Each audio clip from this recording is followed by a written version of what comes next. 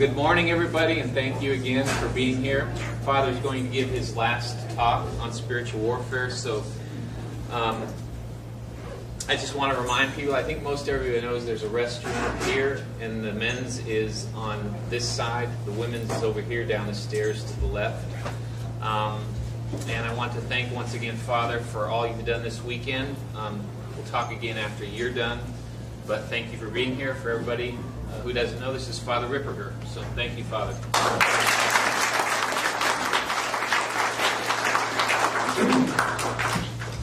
So this morning what I want to talk about is how you keep yourself protected from diabolic influence. And there's a number of things that we're going to actually talk about, but it's really important for people to actually understand how you keep yourself protected. One of the first things that you have to keep in mind is that the demons are generally speaking to be ignored. In other words, you don't pay too much attention. You only give them the attention that is absolutely necessary, because it's the attention. That's what he did with Eve when he appears as a serpent. He's trying to get her attention. And so you have to treat them as if, they are to be ignored. In fact, even during sessions when the demons are manifesting, if they're not being compliant, a lot of times you just start ignoring them, and it upsets them because of the fact that they want attention. So it's very important that you ignore them. But the primary means of your spiritual protection is remaining in the state of grace, never allowing yourself to commit a mortal sin or to fall into the state of mortal sin. Because as soon as you do that, you end up causing some difficulties. And it basically boils down to this. When Eve, to put it in the context of Eve, when Eve fell, the fathers of the church say that she was actually created, and then she was led to Adam, and that leading to Adam for his judgment meant that she was created into what's called a state of subordination, which means that she was under Adam as far as the natural law goes and as far as the structure of the family goes. God did not, according to the fathers, communicate to Eve that they were not to eat from the fruit, from the fruit of the tree. He gave that to Adam. Adam then told Eve, we are not to eat of this fruit, so that it was clear that the proper headship would come from Adam in the determination about what constitutes the proper religious activities within the family. So that it's it's the father's responsibility to make sure that the religious activities in the public cult, which includes also the code, that is how you're supposed to behave, is followed. So he communicated that to Eve. When Eve ate the fruit, what she did is she stepped out of a twofold order, which all comes together in one. One, she stepped out from underneath the authority of God, who has a right to make the determination about what they can and cannot do. The second thing is she stepped out from underneath the authority of her husband. And in doing that, she ended up becoming subject to diabolic influence. By committing a mortal sin, as I mentioned yesterday, the effect of every mortal sin is possession. God just blocks it in most cases. So by doing that, she steps out from underneath the authority. Authority is a real thing. It is not just in the minds of people. It's a very distinct structure. When God created the angels and men, he established a very distinct kind of an authority. And what does authority do? It has the capacity or the right, it's a moral right, to protect and to provide, or to, like they say, it has jurisdiction. So you have the proper end of authority is to protect and provide for those underneath them. Once you step out from underneath that authority, you end up becoming subject to diabolic influence. We see this actually happening all the time. It's just that we don't really reflect on it. You take a child, the parent, the mother and the child are standing out in the front yard, and the kid's running around, and she says to him, "Do not go out into the street." He looks at her, runs out in the street, gets run over. Right? Okay. What's the moral of the story there? It's because he stepped out from underneath her authority that as a result of that, he ended up getting hurt, became subject to getting hurt. The exact same thing applies in the spiritual life. When we step out from underneath the laws of God, especially in a grave way, we are unprotected spiritually. Okay. So, being in the state of grace is always maintaining yourself underneath that divine authority, that divine order, and as a result, you're always protected from that. The second thing is God is a good banker, basically. In other words, when he invests in something, he makes sure that he invests in stuff that's very conservative and that he's never going to lose his principle, right? I mean, that's his, and so he takes extra means to make sure that he's not going to lose it. Okay. That being said, that's how we actually apply it to the spiritual life. When God gives us a state of grace, He protects it by providing all the actual graces that go along with that, and He keeps demons more at bay because of the fact that this person is trying to be willfully under that order, but also because he wants to protect his investment, so to speak. That is an important thing to keep in mind, that as long as you remain in a state of the grace, Christ is always going to protect you. You step out from underneath it, and you're the one stepping out from underneath it. It's not that He's abandoning you, it's just that you're stepping out from underneath His authority, so you can become easily affected by that. Okay, so always remaining in the state of grace. The other thing is leading a normal Catholic life. And by normal Catholic life, I mean going to confession on a regular basis. If you're not committing mortal sin, at least once a month. If you're committing mortal sin, you need to be getting there regularly. It also going to Mass on all Sundays and holy days of obligation, but also more frequently if you can during the week. Because as you receive the Eucharist, it strengthens you spiritually. That's one of the things that St. Thomas Aquinas observes, is that the Eucharist sustains us, but it also strengthens us spiritually in relationship to even the spiritual warfare. So that's one of the key things to keep in mind. If you haven't received certain sacraments, like you're an adult and you haven't received confirmation, confirmation is huge because it makes you a soldier of Christ. That you're actually not just in relationship to people, but also in relationship to demons. So it has a huge impact in relationship to diabolic influence. In fact, one case I actually had, the person had to, their confirmation, they had to receive confirmation. Once the person was confirmed, there was a drastic change in the strength of the demons during the possession. So this is something to just keep in mind, that the sacraments have a huge impact in that. The next is a regular life of prayer.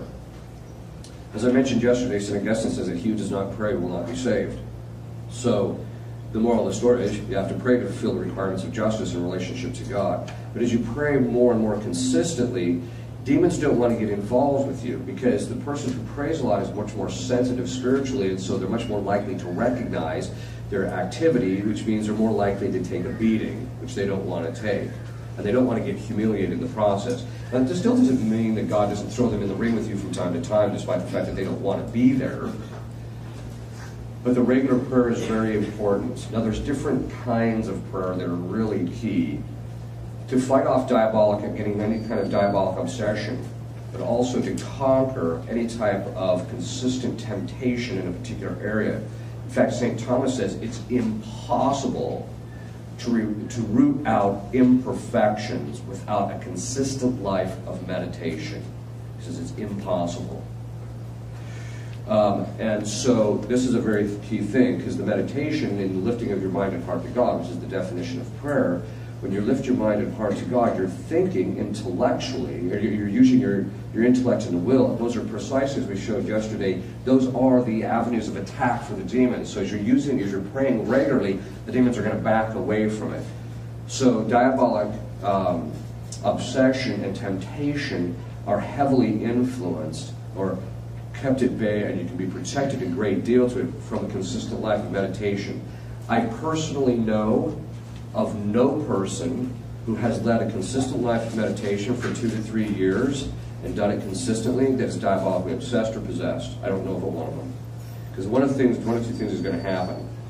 As one demon once told me, he admitted that what blew him to the surface, because he was hiding, what blew him to the surface is he just says, I couldn't take the woman's meditation anymore.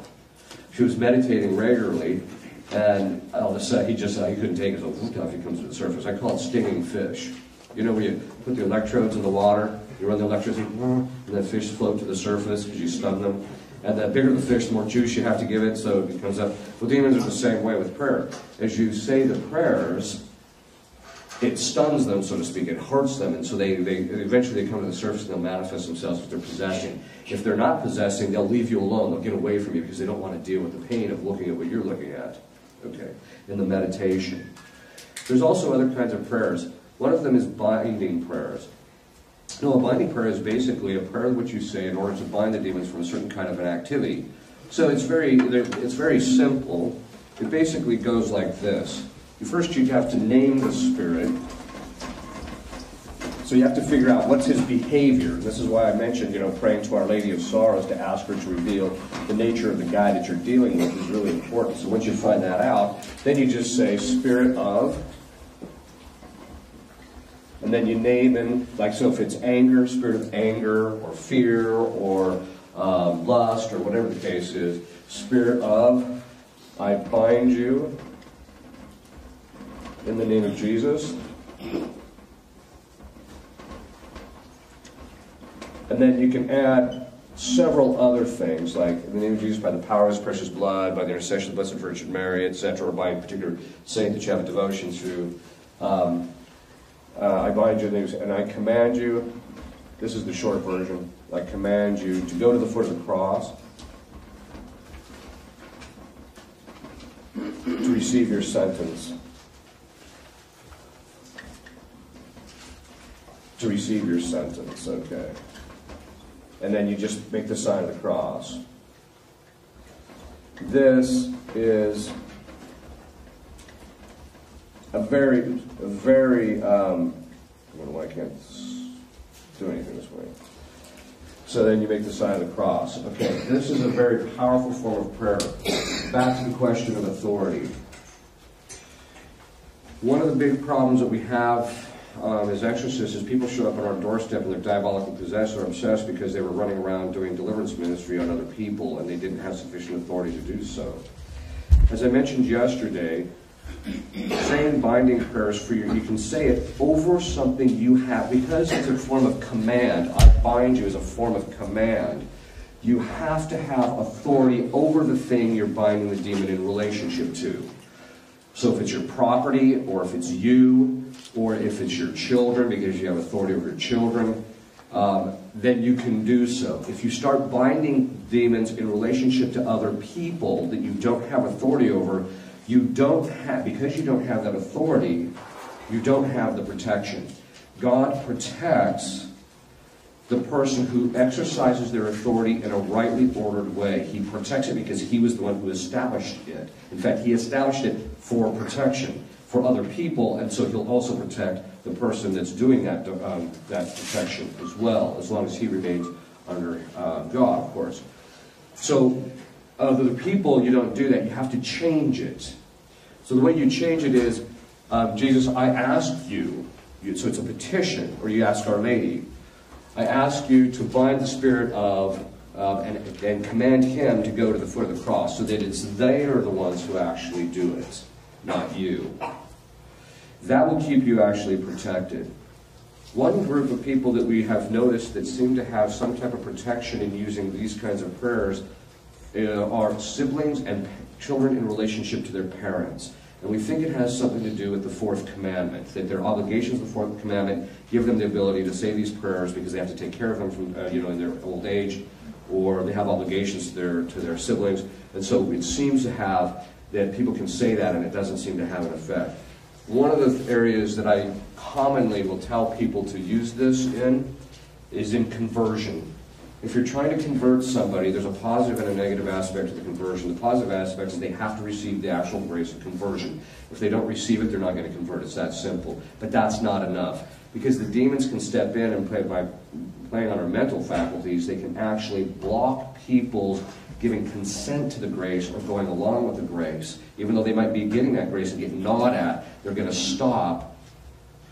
They're just going to not follow the path of that grace. So I tell people, do binding prayers over the person who you want to convert. That is, especially like if it's your parents or something of that sort. And what I've found is that it's had a huge impact. I know one woman who prayed for her husband for over 20 years. Like almost 30, I think. And prayed for his conversion. He was a really good man. I mean, you couldn't help but like the guy. But he just would not convert. So I said, here, we'll start saying this binding prayers against any demon keeping the person from converting. Within the year, he converted.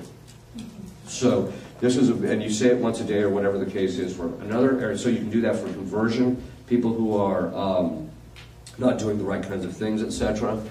Another area that this is really helpful is when you notice, for example, that your children are engaging in certain kinds of behavior that are inappropriate. one of the areas that I use this commonly is, I get it about 3 or 4 times a year. Someone will show up on my doorstep and say to me, my daughter is dating a guy who's bad news. And she is loves him to death, doesn't see the fact that he's a schluck. So what can we do to get, what do I do? So I said, we can pray for her to get the grace to see the guy's faults. But I said, the other thing is to start saying binding prayers over them for any demon that's keeping them together. Now, I came to that conclusion because I once had a case of a woman who was possessed. She was of Jewish extraction. Very interesting case. She's of Jewish extraction. The demon was a generational spirit that started with her grandmother. And the grandmother, we found out, was in the concentration camps in Nazi Germany. That Eva Braun, who was the mistress of Hitler, had put a curse on the Jews in the concentration camps. And so as a result, they were subject to this curse. So after we found out about that, I went to her father and said, did your family have these particular problems which are associated with the curse? He said, every one of them. So the point being is so she had this particular case, but then what the demon would do is he would drive people around, the men around her who were not of good character, to have really strong amorous feelings for her. And so one time one guy just walks up to me and he says, who's that woman over there? And I said, oh, she's just a new parishioner. And he says, I just can't keep my mind off of her. Okay? This is a sign that demons can actually drive these kinds of things. They can give you amorous feelings for people that are actually bad for you. So I tell the parents, just say the binding prayers over it. Every group of parents that's done that, the kids have broken up, except for one case that took 3 months, have broken up within the month. And it's usually the bad person that leaves, which is an important thing to keep in mind. This is one of the ways to keep your kids protected from the wrong kinds of people. Okay. So saying binding prayers, so there are meditation, binding prayers, prayer to St. Michael. There's another group called Auxilium Christianorum, which was, if you go onto the internet,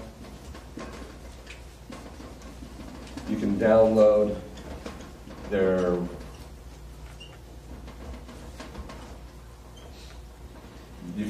the prayers that are on there. To become a member, all you have to do is say the prayers. They take about 5 to 7 minutes a day. The Auxilium Christianorum was started by 2 exorcists because what they were noticing is, first of all, they wanted people praying for the people they were trying to liberate, but they were also noticing that in families, the parents would do everything to raise the kids properly, but then inevitably there's one kid that just goes off in Timbuktu, and you're like, what happened there, right? And so and a lot of times it was from a diabolic cause. Not always, sometimes the kid is just obnoxious. But they decided to start this group where everybody is praying for everybody else's family and their protection. So one of the principal ways that you can get yourself and your family protected is by saying these prayers. These are pretty huge. One couple that came to me one time, they thought their daughter was possessed. I said, well, here, start saying these prayers. The minute they started saying the prayers, the daughter screamed uncontrollably for 3 days. So there are we think there's somewhere between 40 and 50,000 people saying these prayers already. So the minute you start saying the prayers, you become a member, and you literally have 40 or 50,000 people praying for the protection of your family. So although we have seen gargantuan changes in people's lives through this group. Praying to Our Lady, having a specific devotion to Our Lady, asking her for her protection. Our Lady has perfect coercive power over demons. Perfect coercive power. When she shows up, the possession is over. It's literally that much. In about 30 or 40% of the cases that I've had, what will happen is the sign of liberation is that Our Lady will appear. And so what happens is, I don't see them, but the person who's possessed, you'll get to the point, there's a specific look that demons have when they're just about to leave. It's kind of like this panicky look, and there's this kind of a morphing that takes place in the person that you realize, okay, he's about to go. Or you can tell he's losing his control over the thing. He gets a little bit frenetic. So what happens is very often what will happen is the person, Our Lady will all of a sudden appear. The person sees it, I don't. The person appears. You can tell something's going on. Our Lady will appear. They'll literally see the abyss open up. The demon will feel it getting ripped out or coming out. They'll see it go down into the abyss. It closes and she leaves. She literally doesn't have to say a thing. That's how powerful she is. In fact, one time, this one demon, I started invoking Our Lady to come down, and he starts panicking. He's like, no, no, no, no, no, not her, not her. Right? So the moral of the story is having a strong devotion, praying to her is a good idea. Devotion to the saints is really key. One of the things is that demons have a nemesis. Every demon that's allowed to possess in this life has a nemesis. And that nemesis is a saint. And if you can find out who it is, then it goes a long way. So, for example, the noonday devil, we found out that his nemesis is Catherine of Alexandria.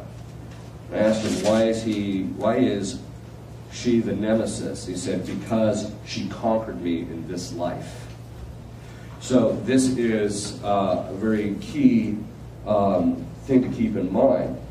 It's very interesting because a lot of times when people are possessed, one of the questions I'll always ask people who are possessed is, which saints do you have a devotion to? And they'll usually give a list of the saints, right? Inevitably, one of the saints in there is the nemesis to the possessor. God will give the person a grace to have a devotion to a particular saint, which is in fact the nemesis to the demon. You know, one time I got Beelzebub to admit that God goes around setting him up to get humiliated. God the Father literally goes around setting up these conditions where Beelzebub, he keeps getting duped. He keeps looking stupid, which is one of the things that really aggravates him, is he keeps getting set up like he thinks he's going to get something out of something, and the next thing you know, he gets the rug cut out from underneath him. So God is always setting this up. It's the same thing kind of in relationship to the saints that we have a devotion to, that they can actually, they can actually provide a great deal of protection for our family. That's something to keep in mind. St. Joseph, of course, is a key character in that regard because of the fact that he is, in addition to being a terror of demons, he's also the protector of the universal church. He's also the protector of family. So it's really important that people have a devotion to them, especially fathers. One of the principal ways, too, to keep the family protected and keep everybody protected is no committing any mortal sin in the house, period. Period. Generational spirits get into the family by someone in the family committing a mortal sin. The demon gets in the home, and then from there he starts affecting everybody else, and it gets passed on generationally. Normally speaking, it comes from the father. Normally, because he's the head of the household. However, it can come from anybody. I've seen it being brought into the family through children. So this is a key thing to kind of keep in mind. Generational spirits are real. Praying to Our Lady of Sorrows to ask her to reveal the generational spirit of your family. In my experience, 99.9% of families have one. So, because it's a common, it's part of the pious tradition that there are different kinds of guardian angels. You get your own guardian angel at the time of your conception. That's the general consensus now. At the time it was kind of at birth, or in the past it was birth, but now it was always kind of a debated topic, when do you get this guy? But now it's kind of generally conceded at the time of your conception. And then, in addition to that, there's one for each marriage. God consigns a guardian angel to the marriage, so you pray to him, to your parish, regions, towns, major corporations, in fact, countries, to your priesthood. There's numerous different kinds of guardian angels. You can pray to the guardian angel of your priesthood. So just as God assigns a guardian angel to your family, Satan also assigns an angel to afflict you and your family. So a good thing to do is ask Our Lady, who's this guy I'm dealing with, since you can beat him up on a regular basis and keep him at bay. Then praying to Our Lady of Sorrows to reveal to you who is the generational spirit of your family. Then once you find out that is, then you can start binding him. Start saying prayers and doing things against him to get rid of him. Sometimes they can be kind of stout characters, and you may have to see a priest to kind of get rid of him, but that's, something that's really important as far as keeping yourself protected. Okay. So, devotion to the saints. But the other different kinds of prayers, prayers to St. Michael, saying the prayers to St. Michael, having a regular life of prayer. One of the things we discovered was that people, we discovered it indirectly. And I'm not going to go into how we discovered it, I'm just going to give you the conclusion. What we discovered is that, especially with men, but women also, that if they are struggling against chastity, having them say lauds and vespers every day from the old rite breviary will, and if they're doing everything else they need to do, will keep them out of mortal sin. If they say it consistently. So there's something about the old rite breviary in that regard. It provides a level of protection. We don't know why. We just noticed that it does. Okay. I mean, you can go into all sorts of speculation. Another way to keep yourself protected is not getting involved in anything stupid. You know, like witchcraft and those kinds of things. Everybody was, you know, as soon as it came out, it was like, have you ever heard of the game Charlie Charlie? Yes, I've heard about the game Charlie Charlie. Okay. You have to teach your children against those things. It's like I was telling one person recently, I texted back, I said, you know, I thank God for the parents that I got that told me stay away from the Ouija board, stay away from these things. These things are a form of diabolic channeling. People think it's just a harmless game. They're not harmless games. I know people who become possessed through practicing these things. So teaching your children against these things, staying away from them. Also staying away from, as a general rule, staying away from people and from locations where this stuff is regularly practiced. Now, demons aren't contagious. You don't pick them up by being around other people, except insofar as if you spend a lot of time around someone, the demon that's with that person will start picking at you as a form of normal temptation to try and get his foot in the door. But if you're just around somebody for a short period of time, you're not necessarily going to pick anything up. However, if you are in the state of mortal sin, or if your spiritual life is in improper order, and you step into a house or a place that is diabolically infested, you can get diabolically possessed as a result of it. One time when I was in Omaha, or when I was the exorcist for the Archdiocese of Omaha, there was these paranormal investigators called us from Iowa. Now that's another thing, don't watch those movies. Okay, because it's just a form of curiosity, which is the door that opened it to all our problems, because Eve got, you know, it was Eve's curiosity that caused all the damage. Okay, of course we got stuck with it because of Adam's choice, but that was the beginning. So these paranormal investigators call me and they say, hey, we got this woman that we think is possessed, and we think the land is possessed. Can we bring her over? And I said, yeah.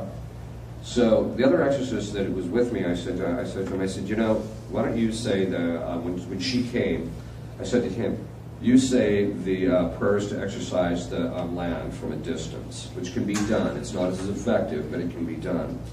So he said, okay, now what I forgot to tell him is, oh, by the way, to say some prayers to keep us all protected. I totally forgot that. I paid the price for it a little later. But in a form of diabolical oppression, which basically came as a form of, it looked like food poisoning, but there wasn't. It was just odd. It only lasted shortly. But anyway, the point is, so she comes with these paranormal investigators. I say the prayers over. She said she felt something lift. I didn't say anything. She said she felt fine. Later they reported that things had changed and things were fine, etc. So I thought, well, that was good. But after I got done praying with her, I asked her to step out, and then I said, would you please step out? I want to talk with these guys. So I said to the paranormal investigators, I said, you know, I highly recommend you get out of this line of work. They looked at me like, why is that? I said, if you go into some place that's diabolically infested, you could end up becoming, you could get attacked. And they said, yeah, I know, we know that. That's why we call you guys.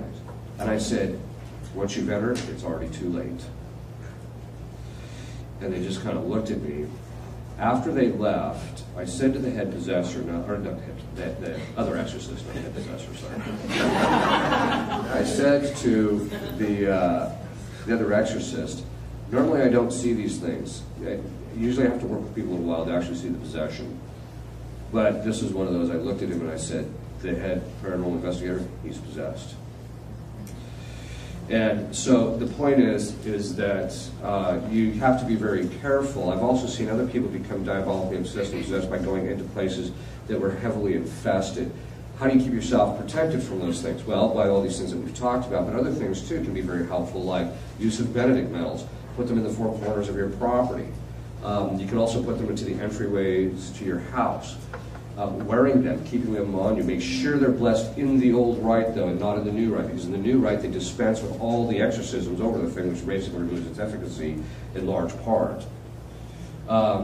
Miraculous metals sometimes, depending on the particular demon, can be very helpful, especially in areas of keeping chastity. Wearing scapulars, the different kinds of scapulars. Those things can be very helpful. Having holy water available and used within the home. I recommend, especially if you have teenagers, to sprinkle holy water around your house about once a week or once a month. So, and I don't think I have to go into why of that. Okay.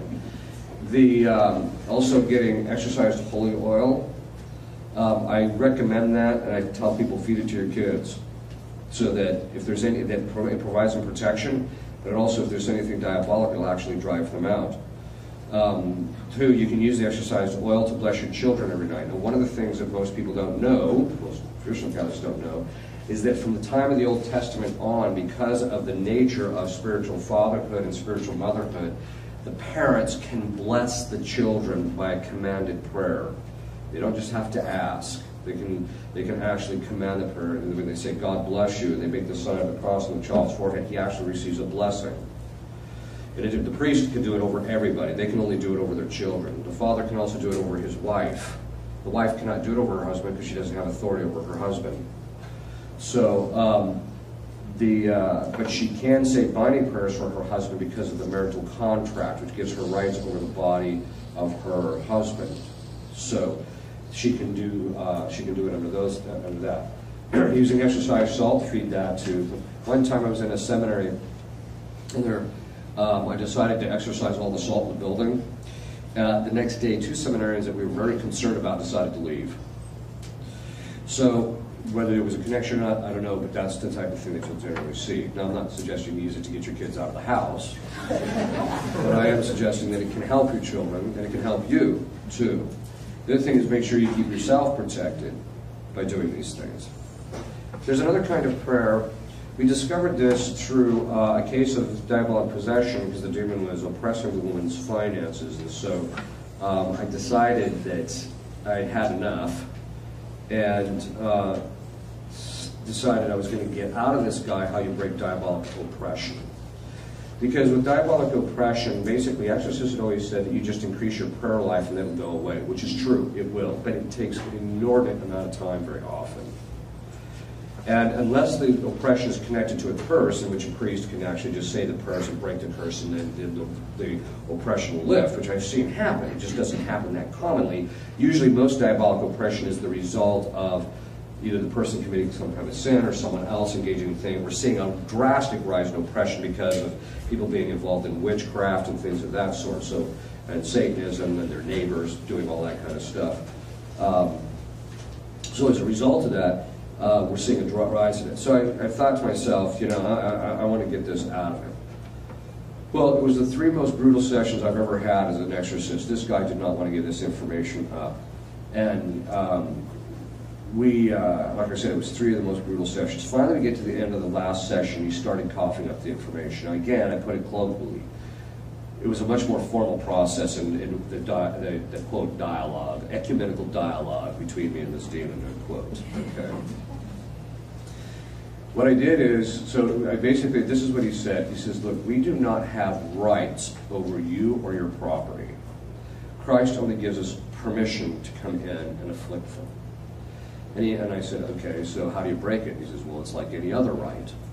And I said, well, I'm not quite getting it here. What do you mean? He said, well, you have to assert your rights over the thing they are afflicting and command us to leave, and we'll leave. You just have to be firm about it. So I thought to myself, actually, that makes a bit of sense. Because we do the same thing naturally as human beings. We have a natural inclination to do that, right? So if we're sitting on our porch and some guy comes up and starts stealing the gnomes that are in our lawn, right? What do? Our first thing is we establish our rights and we think, hey, that's my gnome, get off my property, right? So that's what we do. So you have to do the same thing with them. So we drafted a prayer, and so which has that contained in it, and she started saying it, and I started saying it for her as well, and all of a sudden, boom, he just stopped. But then he started this business of the stuff we would pray over, he would stop there, but then he would move to something else. Then we'd get that cleaned up and he'd move to something else. So I call it the waffle bowl game. You're trying to get the bowl that's popping up out of the hole. So at a certain point, I had enough of that. So one of the next sessions I had with her is I managed to beat out of him. By this time, there was something that happened in him. When we got that information about how to break oppression, you can tell he was broken in the possession. Something had drastically changed. He just didn't have the power to resist anymore. So that was a huge battle. It must have been one of the reasons why he was holding on to it so much. But anyway, once we got this time, in this case, this session, he was actually willing to say it. So I asked the commander to tell me, and he said, okay, here's the story. If you retain the rights over your property, Christ will always give us a certain amount of access to them. But if you consecrate them to Our Lady and give them entirely to her, doesn't mean you don't use them for the normal things, but you give them entirely over her and detach yourself entirely from them and give them to her. He says, once she takes ownership of it, we cannot touch it.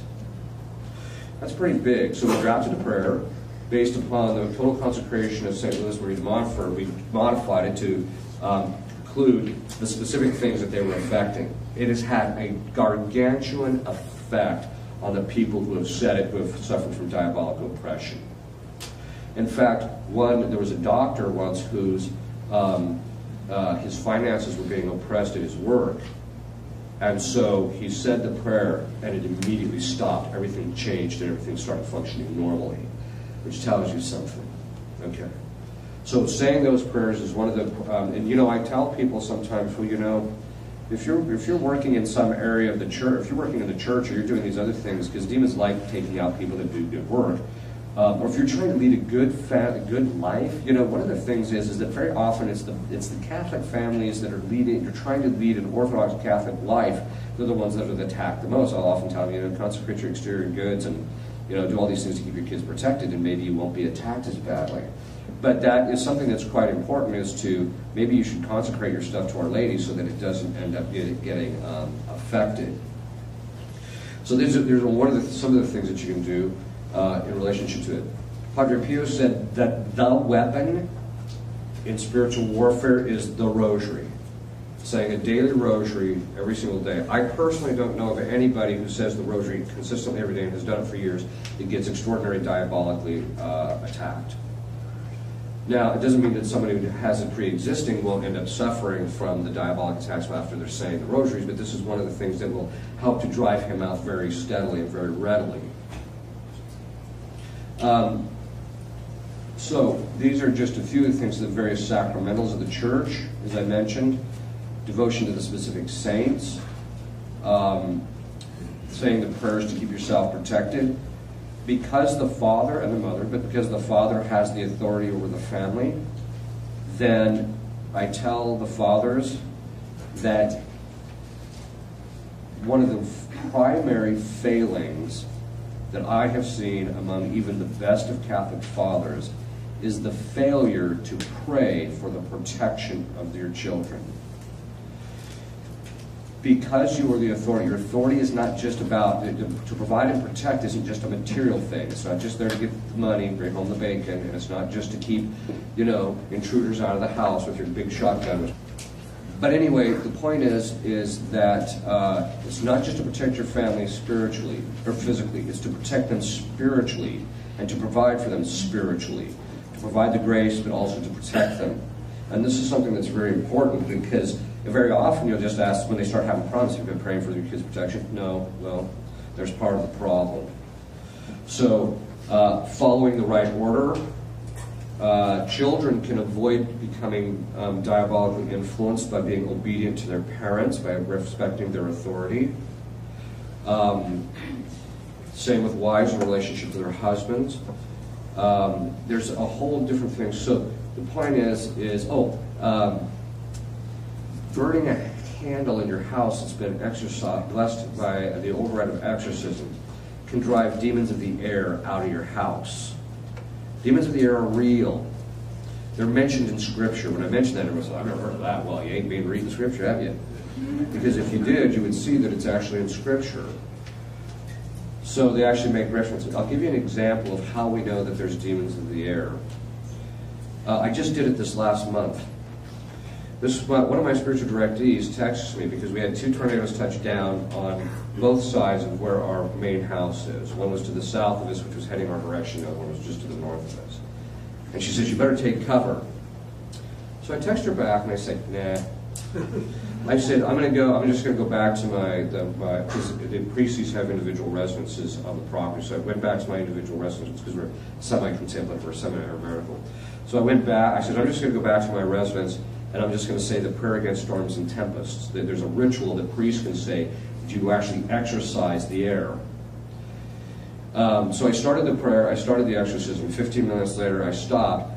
I get on the news to check what's going on, and all the people in the news were standing like, we don't know what happened. The tornadoes just disappeared. We don't know what's happened. Literally, that's how it works. I cannot tell you how many times other priests in my society have done the same thing, and the exact same thing has happened. Numerous priests have used this thing. Bishop Kuchera, who was the first bishop of the Diocese of Lincoln, Nebraska, when he found out they had tornadoes, he said that ritual over the city of Lincoln. They have never had a tornado in the city of Lincoln since that happened, since he did that. So they're real. So this is something that priests can do to actually protect their territory, their parish, etc. So having the candle burn, it will drive the demons of the air out of the actual home. And also you can use it just as a devotional thing in relationship to our Lord or Our Lady, etc. Having statuary. Enthroning your home to the Sacred and the Immaculate Heart is huge. So if you can make sure you have that done. Have your house blessed on the Feast of the Epiphany, or shortly thereafter during Epiphany tide, is also quite important each year. These kinds of things can provide a lot of protection. Sometimes if you're walking into some place you're a little worried about, just turn to Our Lady and say, Michael, say, please protect me. So another way to get yourself protected is, which is very important, is demons tend to go around looking for they're normal predators. They go around looking for the one that's limping around a bit. And by that I mean spiritually. So if there's somebody who's been wounded or traumatized, or if you're suffering from any kind of woundedness, asking Christ to heal you through his wounds. In the book of Isaiah it says, through his stripes we will be healed. He was predicting, Isaiah was predicting what later St. Paul says, through his wounds we are healed, was predicting the fact that Christ would allow himself to be wounded so that through that he would merit our physical, spiritual, psychological, and moral healing. So when you're looking upon that woundedness in Christ, you realize he did it so that you would be healed. Right? So praying to him and asking him to heal you through his wounds, and then once you become healed, the demons are less likely to get involved with you because they realize you're more stronger now, and so they don't want to deal with you. And also making sure that you don't do anything that hurts other people, wounds other people emotionally or psychologically or spiritually can also be beneficial, especially the people in your family. You know, one of the signs of diabolic involvement in a family is when you see this in a lot of families where when the arguments ensue, everybody goes for the jugular and tries to find the thing that's the most hurtful to say. Yeah, that's what the demons do to each other chronically. That's what they're always doing to each other. So you have to stop that kind of behavior. You know, and when you look at the things that you're doing in your life that are disordered, just realize that's what the demons do. One time my superiors said to me, they said, you know, we've noticed that you've changed quite a bit. You've mellowed out a lot. And I said, yeah. I said, it's because one time I had this possession case and I was looking at the demon and I'm like, that's what I look like. That's pretty ugly. And the point is that the demons can, as I mentioned yesterday, can make us feel and do those things that they do. But making sure that you're constantly working on your own defects is very important, because you take out of them the means by which they can afflict you. Okay. Yes. Okay, 3 quick ones. If we have something blessed in the new rite, should we have them re-blessed? Statues, medals, rosaries? You can, but it's not necessary. Unless you're talking about something that's specifically ordered towards the spiritual warfare, I would recommend it only for the sake of getting that extra protection. Okay. Does a possessor who happens to be a deceased member of a family with a generational sin or demon, is he accompanied by a demon as well? Or would he ever Almost possess- always. I've only seen one case where that wasn't the case. And last one. In case of adopted children, can a generational spirit from the adopted child come and cause intercession in the family with Yes. the adopted child? Yes. Thank you. One of the things that I often do is I'll recommend, especially depending on where they're adopting them from, or if they're adopting them because the parents had, specific issues like alcohol or drug abuse or things like that. I'll often recommend. I'll just say, well, the kid is normal. Don't worry about it, because the general principle with demons is if you see something, if you don't see something, it's probably not there. Probably not. So if you have adopted kids and you don't notice anything, then I wouldn't worry about it. But if you start noticing it, you might want to have any generational, take it to a priest who can break any generational spirits in relationship with it. Also, pray to Our Lady of Sorrows to ask what the generational spirit you're dealing with before you go see the priest, so that you can at least have something maybe to give to him when he shows up. Yes? Are these spring Benedictine medals already blessed? Yeah, I have no clue. You'd have to ask whoever. They are exercised by Father Dennis. Okay, You're right. there you go. Exercised, yes. All Father Yes. On trying to find out what spirit you're supposed to, how do you get the name? The name, you don't want his proper name. What you want is his behavior. So if he's making you angry, or if he's making you just say spirit of anger, I bind you. Or like if your kids, if it's spirit of disobedience or something like that. So you look at the behavior, and then that's the name you give to it, and that's what you bind. Yes. There's a show on TV, Long Island Medium. I don't know if you're familiar with it, but it's a lady. She says she's Catholic, but she can see dead people, and she'll tell them, oh, this is what your dead relative is saying. Can you comment on that kind of thing? Yeah, being a medium is another form of diabolic channeling, and it's an avenue. That's what seances are. Basically, what you're doing is you're opening yourself up to the spirits talking through you or communicating with you, and there's a lot of misunderstanding. A lot of them think that, there's good spirits out there that you can communicate with. Yeah, they're called angels, but God is the one who determines when and when they cannot. You can't do anything to determine that. So, whereas if you try to do something to set that up, it's a superstitious act, and that's when you open yourself up, the demons can get involved.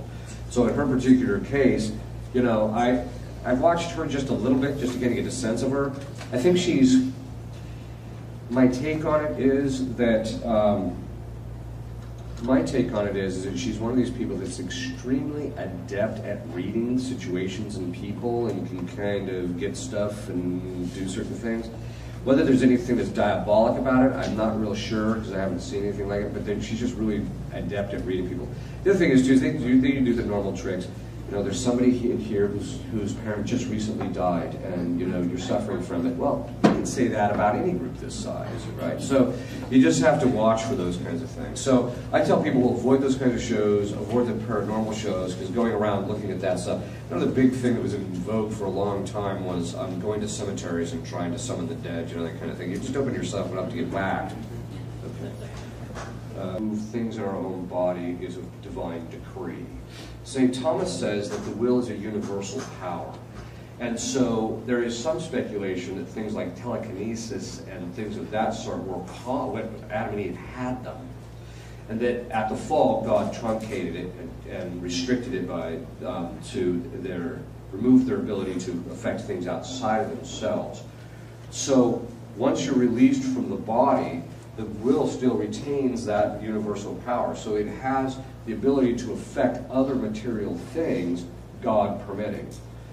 We know this to be the case because of the fact that Our Lady does it, the saints do it, and things of that sort. So in relationship to enlightening our mind or putting something in our imaginations, etc.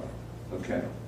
And there are certain instances where angels have actually moved other people's bodies during times of distress or what have you. So we know that those things, not angels, yes, angels have, but with people, the idea is that when people are damned and they're particularly bad, under certain circumstances, God will allow them to come back and be able to influence in the same manner that a demon does. So now there's a small percentage, very small percentage of exorcists who just says, no, they're just demons, they're just faking their people. No, there's a real distinction Because one of the, at least in my experience with them, with angels, when it's fallen angels, that is demons, you'll ask them, you'll command them to tell you, what were you damned for? It's always a spiritual sin, like pride, envy, something like that. It's always that. Whereas when it's a human being, it's almost always something tangible. So one guy that I knew, that was possessing this one woman, he was damned for having hung a man. Another woman, or another case was that one of the possessors was her great-great aunt, and we commanded her to tell, what were you damned for? Promiscuity. So, and it was funny, because every time that she would manifest, all of a sudden the woman's facial features would get really soft, and she'd start twirling her hair, and you just like, a little frivolous here. But the point is that they have to be something that it has to be particularly bad. In the case of Annalise McHale, that she was possessed by, if it was accurate, Hitler, Nero, the parish priest, as I mentioned, who they found was particularly bad. So they have to. It's not just like I said yesterday, Aunt Bessie, who happened to didn't want to go to mass on Sundays. It's not usually that. It's usually something that's really bad, even though that is more simple. Yes. With a doctor having a patient, or in my case, a therapist having a client, does that give us any authority or not? Okay. Although once you adopt someone, in other words, it's a legal thing. So once you adopt somebody legally, you can do it. If you have power of attorney over somebody and they become incompetent, once they lose that competence, then the authority would kick in. So it has to do, yeah. So in that particular case, no. But you can do it in the other way, where you just say, in fact, I'll recommend this often to people who have therapists who come to me and says, I think my client has diabolic problems. So I'll just say, well, one of the ways you could find out is just say the binding prayer, but don't say it as a command. Just say it, Jesus, I ask you to bind the spirit of action. You can say it mentally. You don't have to say it out loud. You can just say it mentally and see if you notice a change. Yes? Is there anything for us to know which saint is a specific nemesis to a certain demon? Not without asking. Or unless you're an exorcist and you happen to know it because of caseload. So, yes. Once your children are grown and married, do you still have authority over them? You do. Yes. How that plays itself out is very different. The answer is yes. Yes. Yes. Yeah. I wanted to ask, because I'm a little bit confused. The father has the command over the family. That's correct. He's the one that can use commanding prayers, or just only a priest? No, he can use them over his family. The mother can use them over the children. The wife, because she has rights over his body by virtue of the marital contract, she can say it over him too. Does that make sense? Over her husband. Over her husband. And one more thing. I just received an email, and I can't remember who it's from, a Catholic organization that says there's a new series coming out on TV called Lucifer. Oh yeah. And the devil is going to be portrayed as a nice guy who's got authority over Oh yeah. Oh, he's always trying to get the people that are under his influence to make everybody else think he's a great guy. Yes. About that authority of the binding, so say you have a legal divorce, but you're still married to the spouse in the church, do you have authority? The authority comes from the sacrament, not from the civil effects. Yes. Okay, this is kind of a broader question, but when you look at the Illuminati or the enlightened ones, that would be basically human agents of the devil on the earth. Right. They're pushing the New World Order, Yes. currency, food, industrial complex, corporate profiteering, population control, other things. Yes. And one of the things that they say is they have control over Washington, I believe they're for the oblique in Europe and the oblique in Rome, of having control over religion, money, and war. The Novus Order, the New World Order. There's a lot of people, I say, that they have infiltrated the Catholic Church in a major way. Could that be true? And if so, what do we do for spiritual warfare? Yeah, I mean, the documentation, I think, is pretty clear that they did. In fact, the infiltration of the Catholic Church is already testified publicly before Congress by Bella Dodd. I mean, Bella Dodd said that the Freemasons and the Communists were very closely together, but she said we flooded the Catholic seminaries. We got over 1,000 communists into the Catholic seminaries in this country alone. So, is there influence? Yes, there actually is. The place of the greatest spiritual power is also, or the greatest spiritual influence is also, for the good, is also the place of the greatest diabolic attack. So it just makes sense that they would be attacking. So the point being is it there? Yes. These things are all predicted anyway. All these things, the New World Order was in effect predicted by the saints who've talked about how governmental structures and financial systems would come under this control of a single agency, but that was necessary in order for the Antichrist. So that's just all that means. I mean, so is it there, the spiritual warfare? Yeah, it's there. You just have to pray, keep yourself protected from your family so that any of the effects of it don't occur. Right? That's about all that you can really do, because these things are, you can pray against them and you can do certain things, but they are largely out of our hands. The one thing I keep telling people is, this is really funny. I was a mechanic for about 25 years off and on for my father, because I would go home and I would work with him ever since I was a teenager. Even after I was a priest, he would get busy, so I'd come down and help him out when I was home on vacation. And so I'm one of these guys that just likes working with my hands. So I went and I bought an assembly and torch set. And I would go to get the bottles. And I get to the location. I'm in my casting, and I'm buying these assembly oxygen bottles. And this guy, as we're loading it, he just asked me, he says, "Hey, can I ask you a question?" I said, "Sure." He says, "What do you think about the way the world is going right now?" And I told him, "It's in free fall." And he says, "Yeah, that's what I've noticed.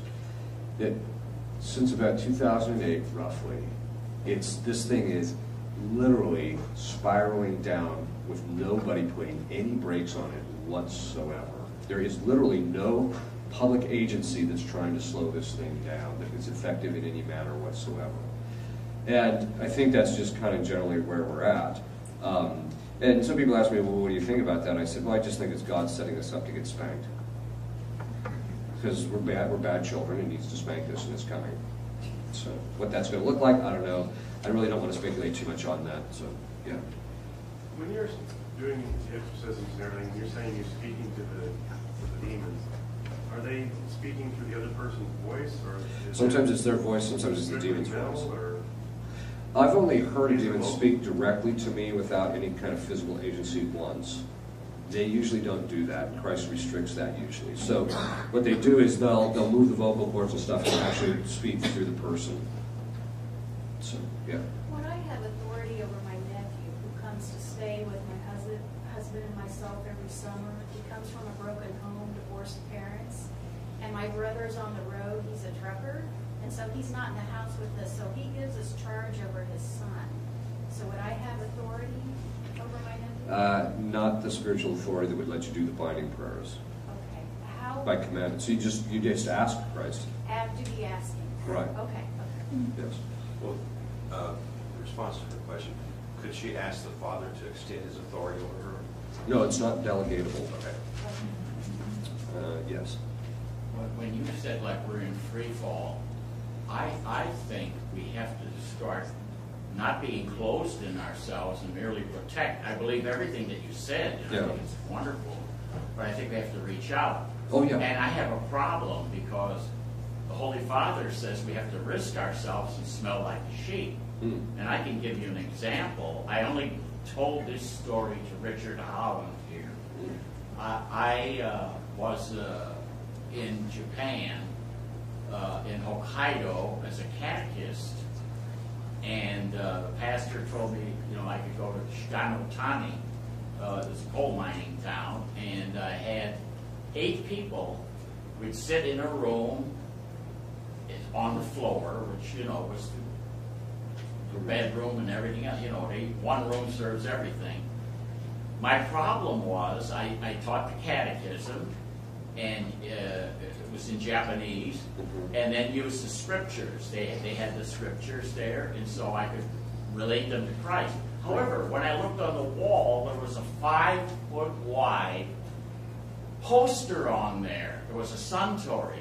The woman was totally naked with a suntory whiskey bottle right at the proper place. You see, obviously it looked like a phallic symbol, but she'd be looking at me all the time as I'm teaching, okay? Now, I cannot stop that because in Japan you can't tell people how to decorate their house. It's rudeness.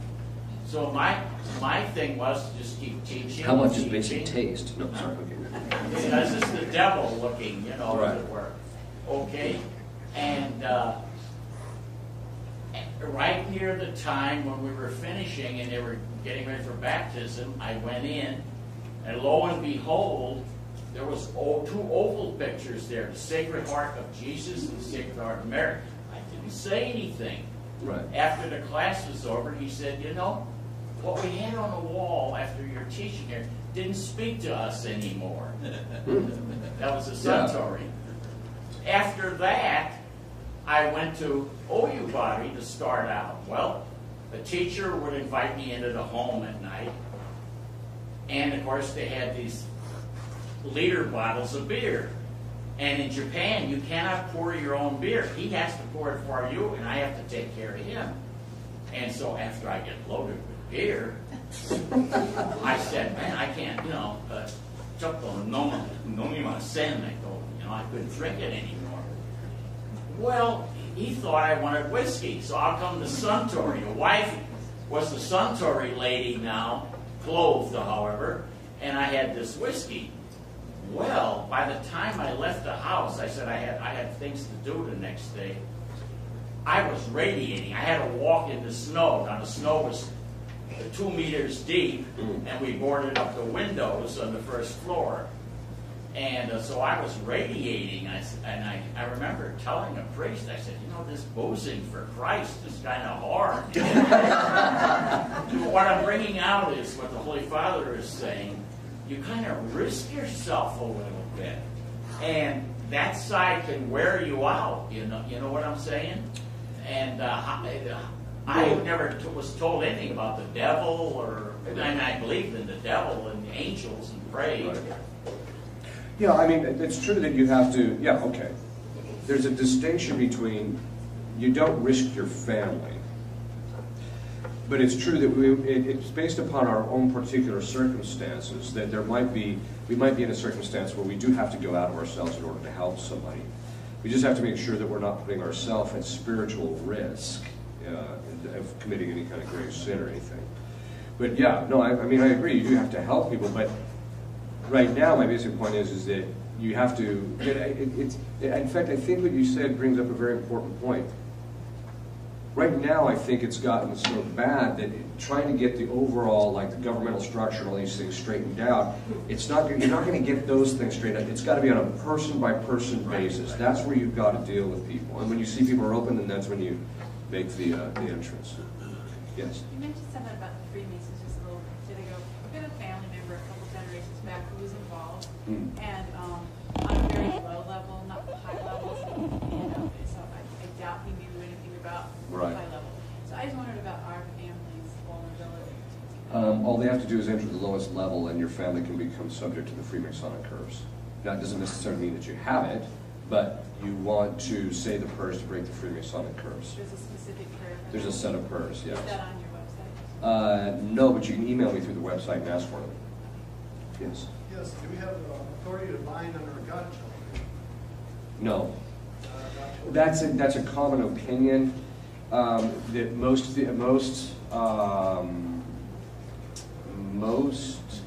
because the godparents' role is to correct, not to command. So as a result of that, they don't think that most exorcists do not think they do. So, yes. How common is possession? And then another question, is yoga really dangerous? As far as the possession is, it's still fairly uncommon, but it's becoming more common. I mean, there's caseload is increasing because people are just doing a lot of evil things. In fact, it kind of reminds me of that, again, that prophecy of St. Francis, where he says, during the time of tribulations, demons will have extraordinary power. It almost seemed like you'd be there. But so it's not that common, but it's becoming more common. People ask me, what percentage of the population is probably possessed? It's hard to even tell. Like I said, only 3 out of the 150 people, and that was after a vetting process last year that we looked at, were possessed. So it's not, again, it's not very common. Diabolical obsession, though, I think is very common. It's in the sense it's not like diabolic temptation, but somebody asked me one time, well, what percentage of the population in this country do you think is diabolically obsessed? I said, somewhere probably around 25%. And we personally, the exorcists tend to think it's because of the rise of pornography and things of that sort. Then, it was shortly after I said that, about 2 weeks after I said that, they came out with a study and said that 22% of college graduates and basically the general population have either seen or are currently seeing a psychologist. So it's about the same kind of statistic. As to yoga, yoga is, if you, don't kill the messenger, I'm just telling you what the experts in the history and the practitioners of yoga say it is. They make it very clear that the stretching and the positions in yoga are actual representations of Eastern deities. It says more than once, both in the Old Testament and in the New Testament, it says all the gods of the Gentiles are demons. It's totally true. Basically what they are is they're representations of demons. I have seen people become possessed through practicing yoga. A lot of people say, well, I think it's fine. I'm just telling you, this is what the thing is in its representation. And so it's an open door. Objectively speaking, it's an open door. I tell people, avoid it. Yes?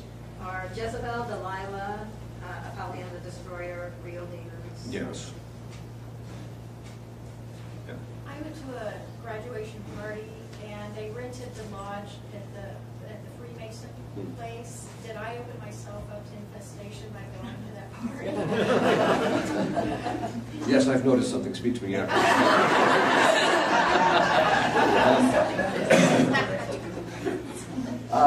You can, yes, but like I say, if you didn't notice anything after you left, then there's probably nothing there. I wouldn't worry about it. All right. So, yes. Could you spell that website? Yeah, it's www, of course, AUXILIUM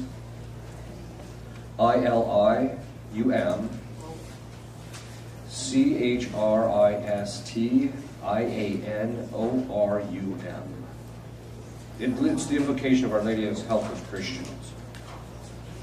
Yes. Father, could you please tell us what prayers we can say? Say we get invited to somebody's house that we don't know, and we find out that they have got questionable looks, they've got iconography that we don't recognize. It looks like it might be from like the Sumerian period of some old god. And we've obviously found ourselves in a situation where we see people worship differently that is of Satan. After we leave the premises, what prayers specifically should we say to protect ourselves from exposing ourselves to something like that? Well, there's two things. I think one is just ask your guardian angels to guide you so you don't end up going into houses like that. The second one is while you're there, so if you see something, just say, Michael, sees, protect me, and ask Our Lady to protect you. And usually it will work. So, okay. Yes? When we say our prayers, say to the saints or to the angels or even this, when we say it to ourselves quietly, can they hear, understand? Yes. The way it works is this. Our thoughts are shrouded from all other intelligent creatures except God. And then God can reveal it to specific people, except God structured into the very nature of angelic communication and also human communication, but it's currently restricted at the moment under certain circumstances, that if you, by your will, direct your thoughts to another intelligent creature or to God, that person hears it. So we can pray for our loved ones in heaven. Yes, you can pray to them and they'll hear you. Even in our quietness and our angels. Yes, it can be done just purely mentally. We can make this command even within ourselves without saying it out loud. That's correct. So, in the next life, God will lift the veil and you will see even what's in people's minds. So, yes. So are there any prayers that to be effective need to be spoken out loud, or can they all be prayed mentally, like the auxiliary Christian arm prayers and stuff? It just depends on the nature of the thing that you're dealing with.